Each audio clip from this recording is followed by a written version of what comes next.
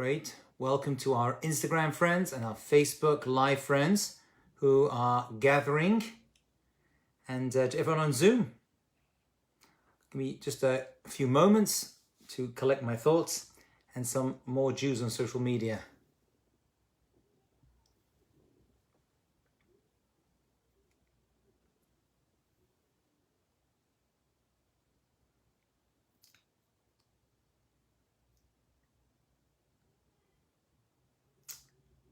Great. Okay. Hi, everyone. Welcome to class this evening. And Shana Tova, Happy New Year. Hope you all had a wonderful Rosh Hashanah, Yom Kippur, if I didn't see you since then, and Sukkot and Shmini Atzeret. We've been through a lot of Jewish holidays.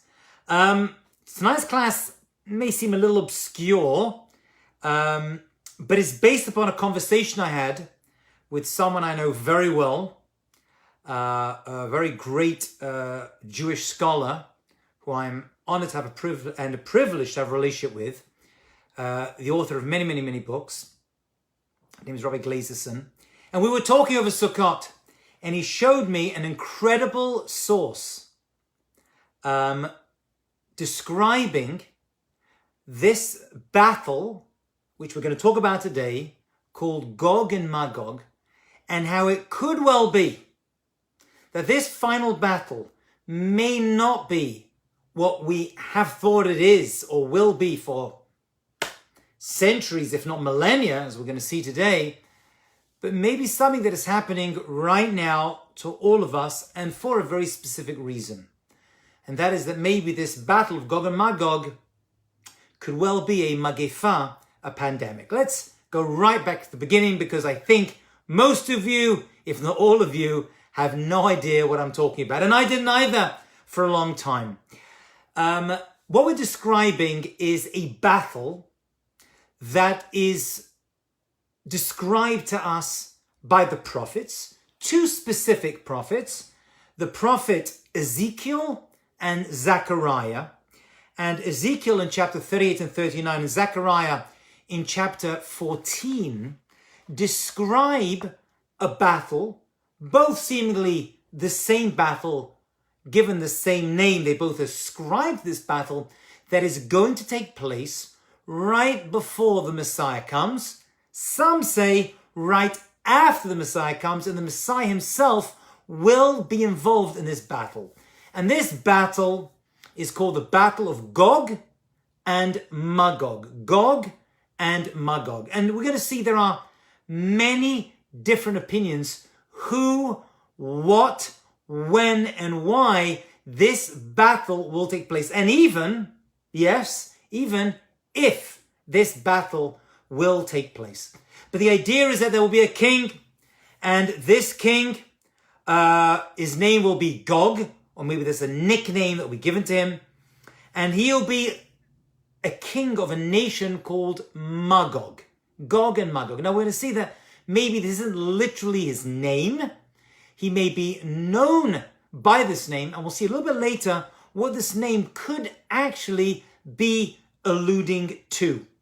And this battle of Gog and Magog is going to follow two big battles, and the last battle, the third of the battle, is going to take place right before or right after this battle of right before after the Messiah comes to reveal himself, which we know from earlier classes and our writings and books, of one of which I wrote myself, is actually going to be the culmination, will culminate with great peace that is going to spread throughout the entire world. That is what is going to be the end of this. But before this time comes, there could well be this battle, and I say could be this battle of Gog and Magog, which is going to occur in the world and will culminate with a collection of nations who potentially will be coming to attack the Jewish people in the land of Israel. Who is this nation, Gog and Magog? And there's different opinions. One opinion is that actually this refers to certain Christian nations who will come. You could call them, I guess, I don't know, white supremacists. I don't know what the modern day version of this is. We'll see there are people, modern day commentators, who say there's a certain Nazi connection and proof that maybe the Nazis were the first part of this battle, and they're going to come and fight against the Jewish people in the land of Israel, specifically around the city of Jerusalem. Another opinion is that no, this actually comes from the more Islamic countries, and the commentators say that the Bnei Yishmael, the descendants of a nation called Yishmael, are going to come and attack the Jewish people in the land of Israel right before or after the Messiah comes to reveal himself in the world and begin this peaceful period known as the Messianic era. So who exactly are Gog and Magog? Who are these people? What do they want? And why is there a war? Now, let's start with a basic premise. Whenever the Jewish prophets speak about wars that are going to happen, the good news is that according to Maimonides, the Rambam clearly states that no war needs to actually take place. We know many occasions where a prophet spoke and said that so-and-so, some not positive, but some negative prophecy, like a war, could well be taking place, and many people could fall victim to this war or this negative prophecy. However, we see that people are able to repent, change their ways, and as we say on Rosh Hashanah and Yom Kippur, avert the decree.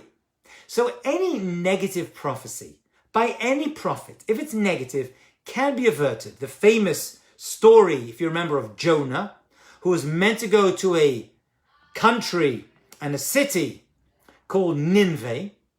And in this place, he was meant to tell the people, this is the prophecy he was given, that they were going to be destroyed because of their very evil ways, that this society was going to break down because of the way they acted. They said to Jonah, we regret it, we're going to repent. Jonah said, it's not going to help. They said, we're not going to listen to you. A prophet of God, a prophet of God. They didn't listen, they repented. God actually heard their prayers and forgave them because of their bad doings, and God didn't destroy them. And that society, that community, carried on for, as far as we know, quite a long time afterwards.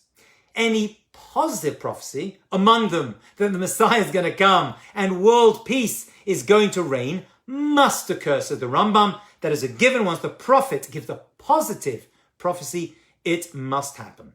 So before we go into the details of this particular prophecy of Gog and Magog, this final battle between good and evil that's going to occur at the end of days, before we get to that point and see some various interpretations of what and who is going to be involved in this final battle and where, we're going to have to see who these people are. So who are Gog and Magog? The Talmud Yerushalmi, which goes back a couple of thousand years, says that Gog and Magog actually refers to a group called Gutia, or the Goths. The Goths. And the Goths were actually a group of a nomadic tribe who destroyed the Scythians and took over their land. And a later commentator, the Targum Yonasan, who wrote around, 50 BCE, renders the name Magog as Germamia. And the Midrash, interesting, says not Germamia, but Germania. Meaning that this final battle is going to start and maybe finish with Germany and certain Germanic people coming to hurt the Jewish people.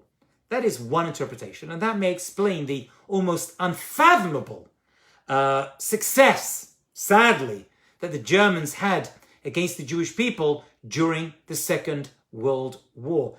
The Vilna Gaon, from 300 years ago, has a tradition that actually Gog and Magog could well be Russian. That there's going to be a war which will involve the Russians at the end of days. And the Russians are a gang up together with Paras, Cush, and Put. Paras, says the prophet Ezekiel, he refers to Paras, Cush and Put, could well be actually Persia. Paras is Persia, which is modern-day Iran. Cush, we're not too sure about who they are exactly, but that lies to the south of Egypt between the Nile Valley and the Red Sea, which is the eastern part of the Sudan. Put, according to Josephus, is actually Libya. So we're seeing that some kind of Middle Eastern battle in the Middle East revolving around Jews who predominantly will be in Israel, which by the way was a big prediction because the Jews have not predominantly been in the land of Israel for 2,000 years, but it's going to occur at that time. The chief rabbi of Great Britain, of blessed memory, Dr. J.H. Hertz, I actually have his chumash here, he says, we just don't know who the Gog and Magog that the prophets are talking about. Until they turn up on the stage of world history, we have no idea who they are. And until they come, we're not too sure who these people are going actually to be. But one thing we do know is that they do turn up, they're going to attack us. Why are they attacking us? One opinion is because they're jealous of the Jewish people and they see the great success that we're having in Israel and around the world. And that jealousy is going to make them want to attack us and come to fight against us. The Maharal of Prague says, no, it's plain and simple anti-Semitism. Whenever non-Jewish nations want to attack the Jewish people, right through history, whether it's the Babylonians or the Egyptians or Spain exiling us or Polish or Germany, whoever they are, it's pretty much always plain and simple anti-Semitism. And that's who these people are. And we're going to be dealing with anti-Semitism right until the end of days. There is a very interesting commentator called Rabbi Samson Raphael Hirsch. And he says this battle of Gog and Magog is actually a battle of two philosophies. And he makes a very interesting point. He says that Gog is actually Gug, which means roof. And Magog is as a prefix, is those who are against the roof. The battle of roof and non-roof. What precisely is that battle about? So, according to Rabbi Hirsch, the roof people are the people who find themselves safe in their own home, as opposed to the non-roof people who find themselves safe in the safety of the sukkah, because the sukkah is famous for not having a roof. It's basically the people who put faith in themselves and their own power of protection, their armies and their money and their success against us, the Jewish people, who put our faith in God as represented by the sukkah. And according to many opinions, and this is one of the reasons that the story of Gog and Magog is actually read on Sukkot itself, revolves around the Sukkah and Sukkot time. Some see the battle of Gog and Magog is going to begin, maybe will culminate on or around the Jewish holiday of Sukkot, traditionally a time when we are actually very, very successful. So that's how Rabbi Hirsch says it. He says this is basically anti-Semitism, and this is the people who are against God's people, the Jewish people, and they're coming to attack us, and they're going to come and hurt us, and that's going to be this final battle. Here's a little scary thing I found in the commentators, and this actually you can find as a chapter in my book on this topic, and that is how long will the battle of Gog and Magog last? If this battle does occur, how long will it be? So the exact length of this battle is open to different opinions. The Vilna Gaon and the Chavetz Chaim have two different opinions. Now, Vilna Gaon wrote a few hundred years ago, and the Chavetz Chaim wrote before the Second World War. The Vilna Gaon says that this battle of Gog and Magog is going to last about 3 hours.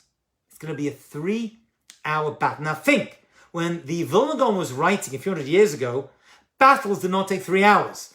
Worldwide battles took a long time, right?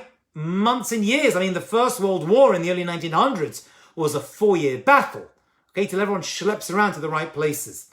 So for the Vilna Gaon to say this battle will take 3 hours is a pretty scary understanding of this final battle. And he actually is of the opinion that it's going to start on Hoshana Rabbah, the last day of Sukkot, and will take a few hours and end before daybreak. The Chofetz Chaim, as we said, who wrote before the Second World War, the timing is important, says something really scary. And I found this in a book by Rav Cheskel Levenstein, and I put it actually in my book. According to tradition of what was heard by the Chofetz Chaim, one of the great leaders, the great leader before the Second World War, someone who was very well known, wrote extensively, and actually his obituary was actually put into the New York Times to see how great this rabbi was. He says the final battle of good and evil is going to last for 20 minutes. Now, even when the Chofetz Chaim was writing before the Second World War, the idea of a battle lasting for 20 minutes was just unheard of. Modern commentators say this could well be a prediction. Rav Aryeh Kaplan talks about this in his books, of actually nuclear war, heaven forbid. Again, no negative prophecy needs to occur, but could well be such a prediction. Based upon this, some people look at the words of Joel the prophet, who says in chapter 3, verse 3 to 4, that right before Messiah comes, there'll be a final war, and there's going to be wonders in the heavens and on earth, blood and fire, pillars of smoke, which in Hebrew are called timrot ashan. We actually use that expression when describing the pillars of smoke that came out of Egypt. Timrot ashan. The literal translation of the word timrot ashan is tamar, which is a palm tree of ashan smoke. A palm tree of smoke, which many modern day commentators describe as a mushroom cloud. Okay? Some form of nuclear war could well be coming. Heaven forbid, if the world doesn't get itself together. Okay? And the description of the result of this war, I don't need to go into, but may not be such a pleasant thing. Just running around, there's a lot written on this. According to the commentators, this is a midrash, 1/3 of the world's woes will come to the generation before the Messiah comes. So before the Messiah comes, there's going to be a tremendous testing of the Jewish people and the entire world as well. I want to throw in another nation that is described before the Messiah comes, and that is Amalek. Now, Amalek appear a number of times in the Bible, in the 5 books of Moses. Actually, Amalek were the first nation who came to attack us right when we left Egypt. And they are seen as the absolute epitome of evil. According to our commentators, they are unique in their hatred of the Jewish people, because most of the people don't like the Jews, but will say something, maybe come to attack us, but mostly they want to just like take our stuff, our land, speak bad against us, pogroms and other terrible things. Amalek, however, this one nation are a thorn in the side of the Jewish people. Even at our highest point, when we were leaving Egypt, after all the great miracles, and every other nation would have dared to come and attack us, it was this one nation, Amalek, that said, we don't care. We want to destroy the Jewish people. For sure, they knew this was and this is important, a suicide mission. They knew they weren't going to survive. However, their hatred of us was so great and so deep that they wanted nothing more than to damage us as much as possible. Say the rabbis, whenever you see a nation that illogically wants to hurt us, knowing full well that there's no benefit from killing us, actually it goes against their own survival, potentially, that is a mark, that is a sign of Amalek. And for sure we know Amalek still exists, we're not sure where they are, but whenever you see a nation who comes to attack us for no good reason, not because they want our land or our money or our resources or just to hurt us, that's Amalek. Many people, as we said already, saw Germania, the Germans, as such a be the Nazis, and Hitler, Yamach Shemo, was such a person that he's fighting wars on all fronts, and he's dealing with World War II, and there he is fighting and trying to, and yet he's willing still, in the midst of all of that, and right to the end, to divert resources to kill a bunch of Jews in concentration camps, right? Rather than like focusing on seeming a much bigger battle. This is according to the modern day commentators, a very Amalek-like trait. Question is, what percentage of Jews perished by Gog and Magog? We hope none. But according to many commentators, it could well be. Now, according to some, this war of Gog and Magog could well have been fulfilled by the Second World War. The Second World War could actually have been the battle of Gog and Magog and may have resulted in that. And seemingly characteristically of Amalek's involvement in it and the amount of Jews that died in it and the description of corpses strewn around the land could well have been. Some say it's not possible because the battle of Gog and Magog, the final battle, must take place in the land of Israel. But some say no, it's wherever the Jews are residing, and that could well be Europe, where the majority of the Jewish people were actually living at that time. There is just one thing on Amalek, one last thing, because we know that the Messiah has a number of missions. One mission of the Messiah is to finish Amalek off, to remove the evil of this nation. Amalek are a nation, but they also represent something. Just like Gog and Magog are people, according to most opinions, but they represent Gog and Magog, people, the roof people, those who are against God, and those people are for God. Amalek also represents an idea. First of all, they're atheists. They're atheists. Not everyone who attacks the Jews are atheists.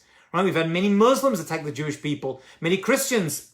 They've been God believers. But Amalek are singular, that they are absolutely against God and against any form of God representation in this world, very much like the Nazis. The word Amalek, however, is related to something a little bit different. And it's a little bit deep, but I hope you appreciate it. And you can look into it yourselves in your own time. There is a procedure called Malika. Malika was actually a Kohen who would sharpen his nail, very, very sharp, and would cut the throat of a bird, and that bird was brought as a sacrifice. Rather than using a knife to cut the throat of this bird, he would use his very sharp thumbnail. Now, this process of the Kohen taking this bird, small bird, and cutting its throat and killing it is called Malika, separating the head from the body. Amalek and Malika seemingly, so the rabbis, are connected. This tribe, this nation of Amalek, are known as the people who have their head and body separate. What does that mean? That means their heads are great. They're very smart people. Don't underestimate the power of anti-Semites. They can be geniuses. They can figure out extremely brilliant ways to bring great destruction to the Jewish people, and for that sense, the entire world. Right? They can be extremely great and brilliant, smart individuals. However, their heart and their head are malek, they're disconnected. There's an emotional lacking. While your brains, just like the Nazis, they were geniuses. I heard statistics, I'm not sure if they're actually true, that a vast amount of the people who thought up the final solution and actually carried it out had PhDs, right? They weren't dummies, right? Everyone thinks anti-Semites, oh, they're just idiots. They're not.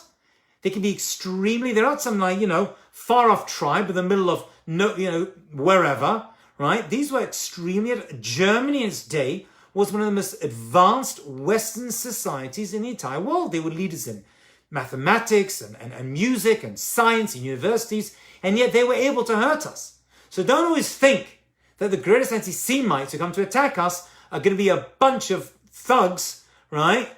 A bunch of, hicks or rednecks are going to come attack us. They could well be an extremely advanced and cultured nation, just like the Germans and the Nazis were during the Second World War. However, there's a separation. Their head and their heart, their mind may be great, but it's disconnected from their body. There's some kind of disconnection, right, between their emotional being and ethical and moral behavior and their mental capacity, which may be great. However, their actions are greatly lacking because that's all they went with, their mind. And that is a fair summary of the final solution as well. And that's an evil that the Messiah is going to have to root out as well. And that takes us to the final part of today's discussion. And this was based upon a conversation and a source of Torah that I'd never seen before. And although I wrote a book on the Messiah and the end of days, and I had a chapter on Gog and Magog, this final battle between good and evil that will occur at the end of days, there is a source by a great rabbi called the Netziv. And the Netziv was a very respected rabbi in his day, and he'd come up in my learning over the years. Some people are great experts in his writings, but he makes a fascinating understanding of this final battle of Gog and Magog. And he says that actually Gog and Magog may not be a person, but could well be an event that is going to affect the entire world. And that's a rare thing, isn't it? I mean, we know that World War I affected a lot of the world, and World War II affected even more of the world. However, this event, he says, could affect way more people. And he describes Gog and Magog as a magefa, as a pandemic, some kind of disease that is going to spread throughout the world, that is going to baffle scientists, and that is going to last for a long time, and is really going to bring the world to its knees. This magefa, again, I think the only word I can think of to describe this today, and this my great teacher mentioned to me, could well be a pandemic. And why would that be? What is the connection between this battle, right, which according to the Netziv may not actually be a battle, but may be a battle that we need to deal with that is overtaking the entire world? Whether this battle, this disease, was started deliberately, which it could well have been, or accidentally, right? Both options remain open. And that's something which we may find out, or we may never actually find out. But either way, we're all still dealing with this pandemic that is covering the entire world. So the Netziv mentions this idea in his writings, that the final battle before the Messiah comes is going to be a pandemic. But why? Why would that be the nature of this final battle? And the way we understood it, and I went through the sources together with this great teacher, and he explained it like this. What do battles do? What do wars do? Besides hurt people and affect us in a negative way, they do something else. They humble us and they unite us. They bring us together. I'll tell you a very fascinating statistic, which is almost difficult to believe. But I remember learning this at university when I minored in sociology, which I did to keep my grades up. And I had a sociology professor who pointed out statistics. Sociology obviously describes and discusses the societal trends. And there was a famous sociologist, a Jew actually, his name was Emil Durkheim, who pointed out that suicide can be understood on a personal psychological level, but he also says that sometimes suicide rates are affected by what's happening in society as a whole. Hear me out. This will make sense. He says that you would think that when things are going very bad for society, like a world war, for example, you would expect suicide rates to go up.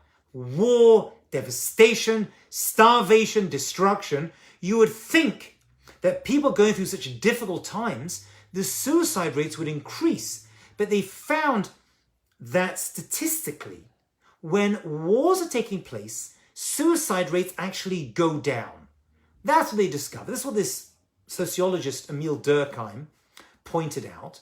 And we saw that during the Second World War, a time when so much death and destruction were happening, suicide rates didn't go up, but they actually went down. I mean, death rates went up for sure, but suicide rates went down. And they tried to figure out why that should be. And they found that when big challenges and big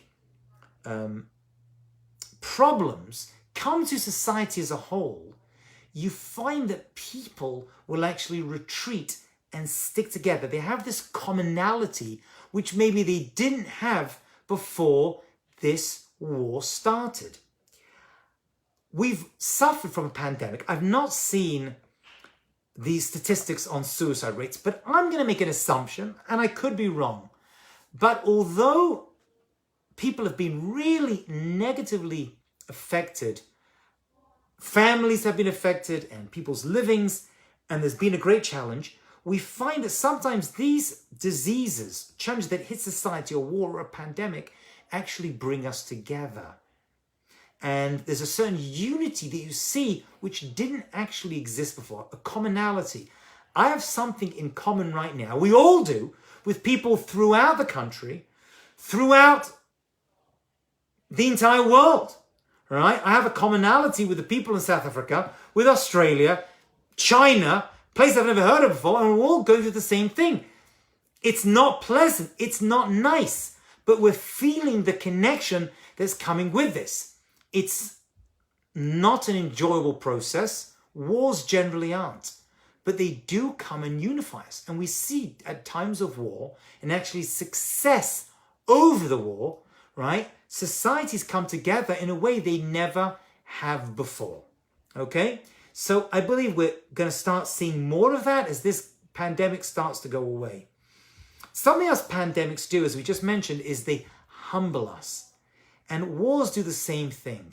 You know, we all feel safe in our own homes, under our own solid roofs, our own Gog.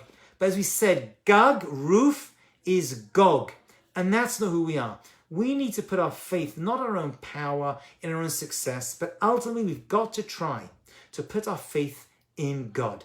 And one thing this pandemic has shown us is that things can turn around in the blink of an eye. Everything is going great, and we're being successful, and we're eating out and going to theaters and movies and traveling. And in one moment, just like the Purim story, which actually is a metaphor for the Messianic redemption as well, it's another discussion, another chapter in my book, interestingly, it all turns around.